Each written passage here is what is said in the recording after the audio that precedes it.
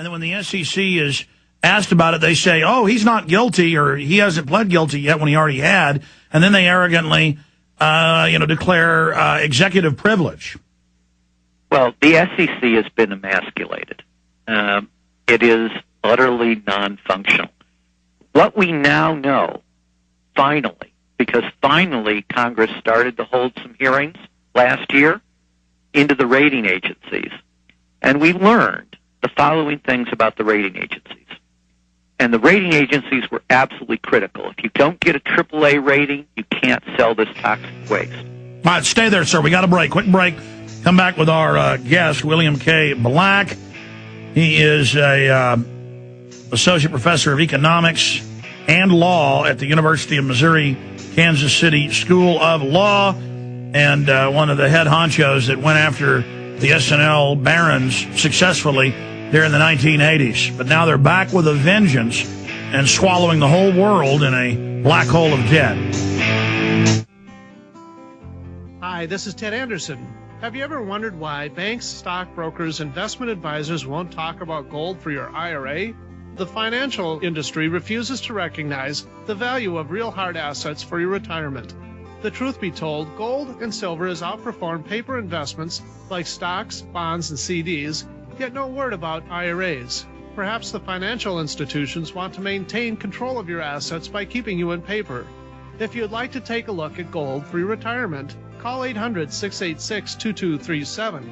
Don't get left behind by rising inflation and low return on your paper investments. Call 800-686-2237. Make sure that you secure your future. Call 800-686-2237. That's 1-800-686-2237. All right, William K. Black is our guest. We're going to go right back to him.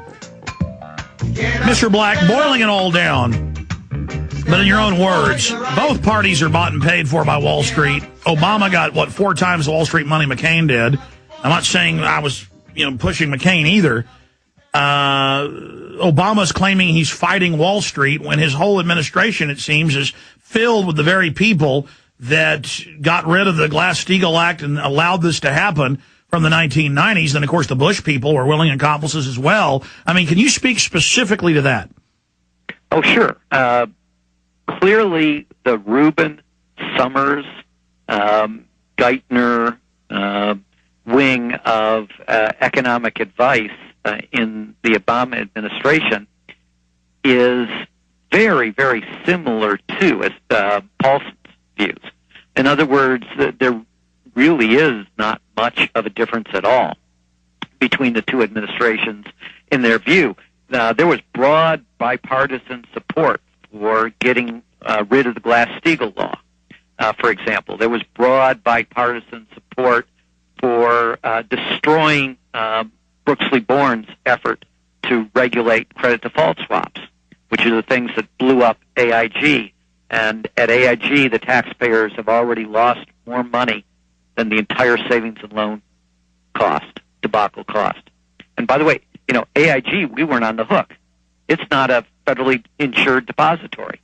That was gratuitous giveaway of taxpayer money. So this is a new level of Ponzi schemes where they make hundreds of billions and trillions on the way up, and now with the bailouts on their Ponzi scheme, they get even more money on the other side of it with the taxpayer on the hook. Well, this will only encourage more fraud. That's exactly what we're trying to get across. You do this type of thing, you encourage businesses to be even more abusive going forward because they can do the most outrageous things, get incredibly wealthy through the bonuses doing them, and even when they cause disaster, they get new bonuses and more compensation paid by the taxpayers.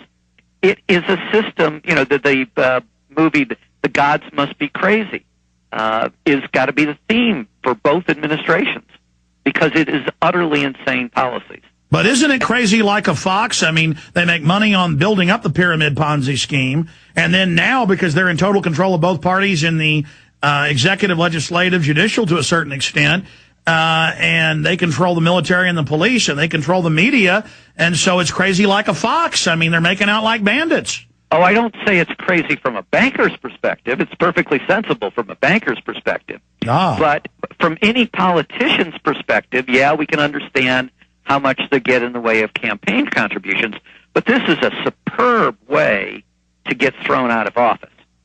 Yes. And it's a superb way to have your reputation destroyed and to have your integrity besmirched. Is it not a superb way, Professor Black, to also cause a Weimar Republic type situation? Well, I think that we'll stop short of Weimar this time, certainly. But if you keep this up, you will take, in by far the top nation in the world in a whole host of dimensions, and you will reduce it to another case of crony capitalism, where you have utter socialism for the rich, in the sense of the failed bankers, paid for by all of us. And that will be a very bad place to live in, so let's all work together to prevent it from happening, right? Let's turn this around now, as opposed to waiting for it to become as bad as Weimar.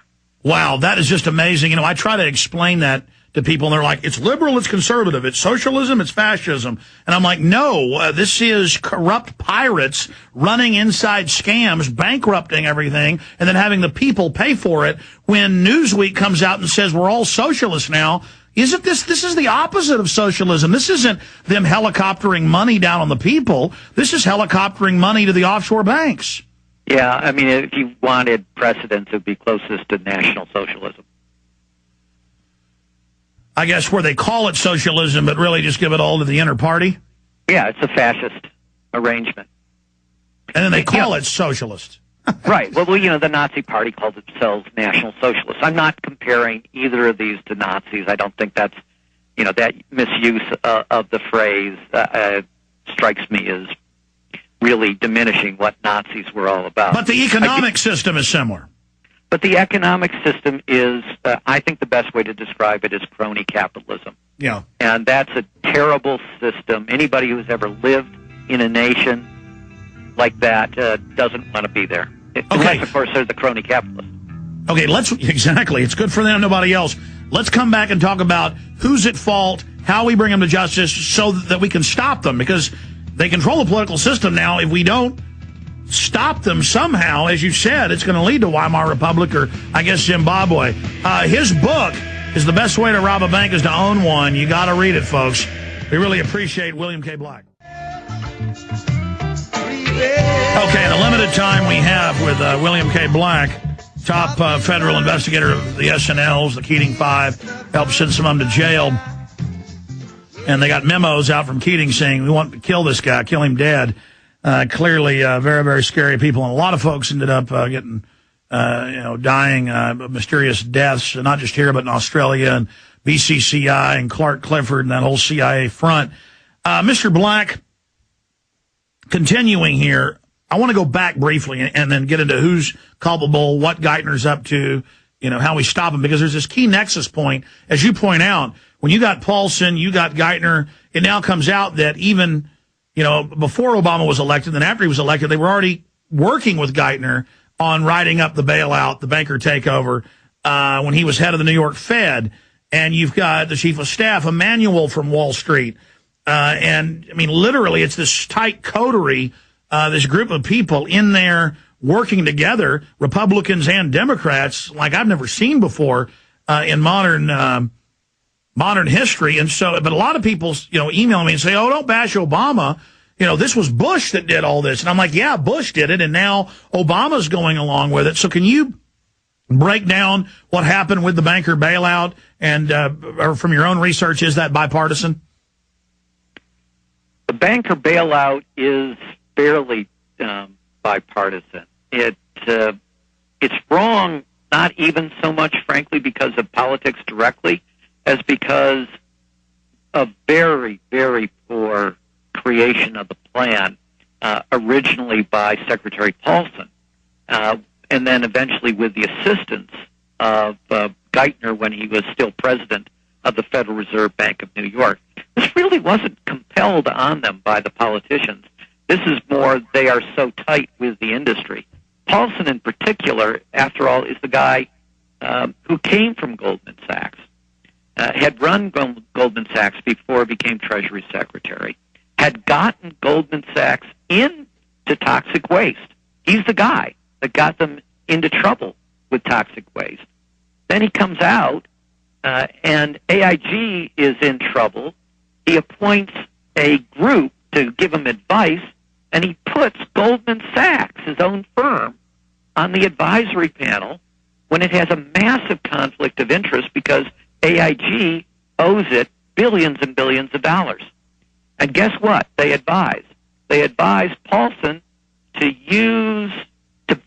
bail out AIG and then to secretly bail out favored banks, in particular Goldman Sachs.